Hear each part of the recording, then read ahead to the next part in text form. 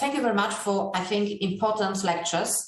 As it has been emphasized, in 2021, we did not have not just the guidelines, but also the very important document about the universal definition on heart failure. Can I ask our colleagues, maybe Martin, could you let us your comments on this definition? Do you think it's really important? Has it really changed, or will it change our clinical practice? Well, I think it's nice always to have a document to point people towards and say, this is what we're talking about. So that's useful. But in real life practice as a heart failure specialist, that's the way we've been defining heart failure for some years. So it doesn't really change what you do in a specialist clinic. But I think the reason for it is also to reach out to non-specialists, to those that don't see heart failure so commonly, so they have an idea as to what we're talking about, the range of different phenotypes, and also to make them feel that they need to do something. So they need to confirm the diagnosis, they need to get the right pathway, they need to get modern drugs to these patients. So I think it's useful.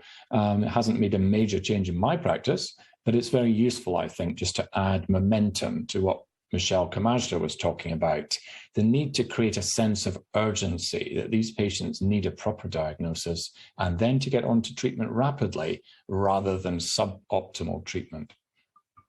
If I may interject, Eva, I think I will add to what Martin just said, the fact that the merit of this universal definition is also to highlight the fact that some patients are at very high risk of developing heart failure, those with hypertension, diabetes, or obesity. And I think it is very important that physicians, whether they are cardiologists or general practitioners, should have a look at these patients in order to prevent the development of heart failure or treat it very early on.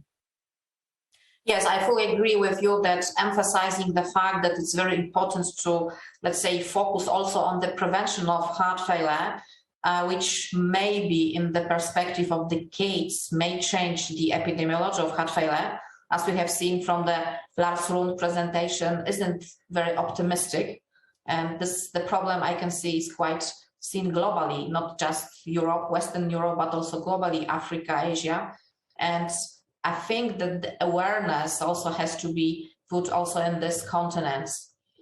Maybe I can ask our colleague from China if you could comment on the problem of the awareness of heart failure in your country, and whether the documents that have been delivered by the ESC are popular, whether they will be somehow commented by your experts.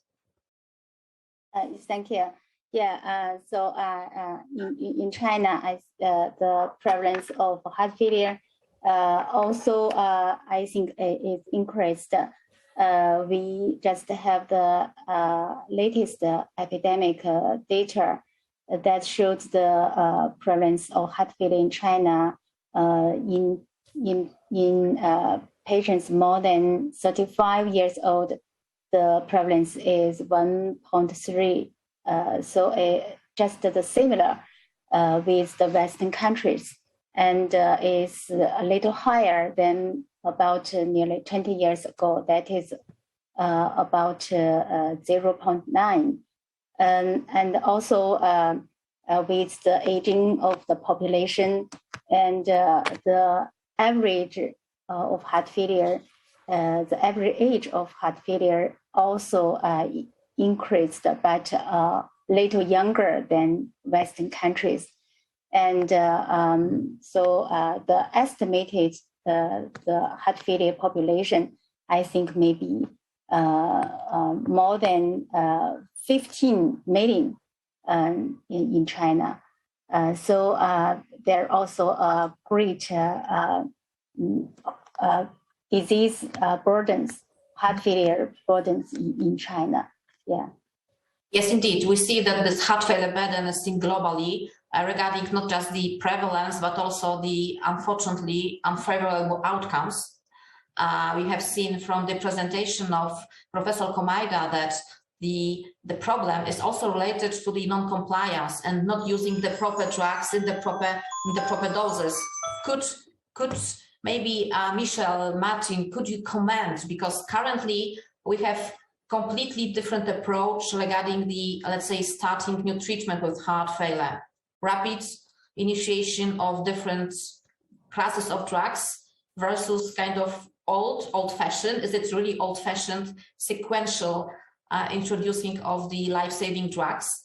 Could you comment, do you really believe that the change in this approach can have an impact on the outcomes of our patients? I think it's very intriguing. Well, yes, I think there will be some progress made because the old scheme and the old stepwise approach actually didn't work properly. I showed some slides coming from various registries showing that many patients receive one single or at best two drugs instead of what is recommended. And secondly, that there is a big inertia following a heart failure hospitalization, and that on average, the dosage of the recommended medications does not change much after these patients are released. So the merit of the new proposal that you have a block of 4 different medications and the recommendations advised to start them rapidly, preferably before these patients are discharged, and they don't consider that to reach the full dose upfront is needed, which I think is a major progress.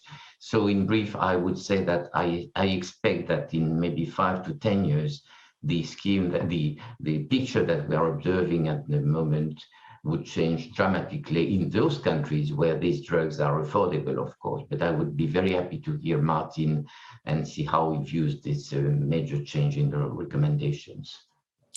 You know, I agree with you, Michelle. I think it's a good step forward. I think too many people were trying to kind of step across the river one little step at a time, and they never got to the other side of the bank. So they never benefited from the therapies that we do have. I think some of the more recent introduction of therapies like SGLT2 have been quite easy to implement. So patients, I think, across particularly Europe and North America, are rapidly going on to these new therapies. And the general consensus now is we have to be careful we don't make heart failure sound so difficult, so tricky, so challenging that people are scared to actually give patients these drugs. We need to get the balance right, that this is a severe end of the spectrum that needs a lot of care. But for many patients, they will tolerate rapid introduction of all 4 classes quite quickly. And, you know, it's a bit like cancer. If you've got cancer, you're going to get all the therapies all in one go at the start to try and treat this malignant condition. So I think it's about changing the mindset, reassuring people this is safe to do, building up their confidence and saying it doesn't have to be done by super specialists. It can be done by GPs. It can be done by general physicians. It doesn't have to be just the heart failure specialist. So an interesting journey. And this program, of course, helps support that dissemination of new approaches and knowledge. And one additional point, which I think is critical, is that compliance to medications is related to polymedications. And so we know that the prescription given to our heart failure patients are usually considering 6, 7, or 8 different drugs. And several companies are trying now to develop polypills, including 2 or 3 heart failure medications, which might simplify the scheme of prescription in the future. Yeah, I fully agree. I also agree with Martin that we should try to, let's say, simplify and make this extremely pragmatic, because if we would like to use only heart failure specialists to treat heart failure patients, it would be completely impossible. We have the pandemic, not just COVID, but of heart failure patients, and definitively we need all hands on board. And GPs are extremely important, I think, in all systems, including, I hope, in China. Yeah. Yeah. I also have some opinions for how to make a very optimal choice to manage the heart failure patients when they have so many drugs. Now sometimes myself also have some select difficulty in my practice because as the survey results show that from our opinions, we we hope to give every heart failure patient the best optimal, best full treatment. But sometimes we need more be careful because we are facing so many side effects and so many complications, and when we to give so many drugs. So I think it is very important to emphasize on the follow-up work in the future to avoid the side effect and to take a very optimal, individualized complication for all the heart failure drugs. Perfect. Okay. And Eve, I just wondered, is it true still that if it doesn't happen in hospital, it's never going to happen? I think Michelle showed us lots of data that actually that crucial initial period is where people really have to get it right, try and introduce all of these classes, because if it doesn't happen, then it's unlikely to happen. So even if we improve post-discharge, hospital-based physicians, I think, have a particular responsibility to move faster in this new approach. Yes. Heart failure nurses are very helpful in this matter. Yes, and I think that we also should sell such message that obviously hospitalization identifies patients at a very high risk. But on the other hand, hospitalization, this is the chance for the patient to be put on the right pathway of complex management. This is the time when a lot of things can be planned, changed for the future, and brought together. Yeah. I think we have to run to the second part of the webinar. Now, thanks a lot for all these comments and discussion. And now I would like to invite all our colleagues for the two presentations, which will focus on the results of our two surveys that have been prepared by our experts together with physicians. One is focusing on the physicians' approach, opinion on the treatment of heart failure. And another, even much more interesting, we will hear what patients think about the management of heart failure, about the systems, and hopefully afterwards we'll have also interesting discussion.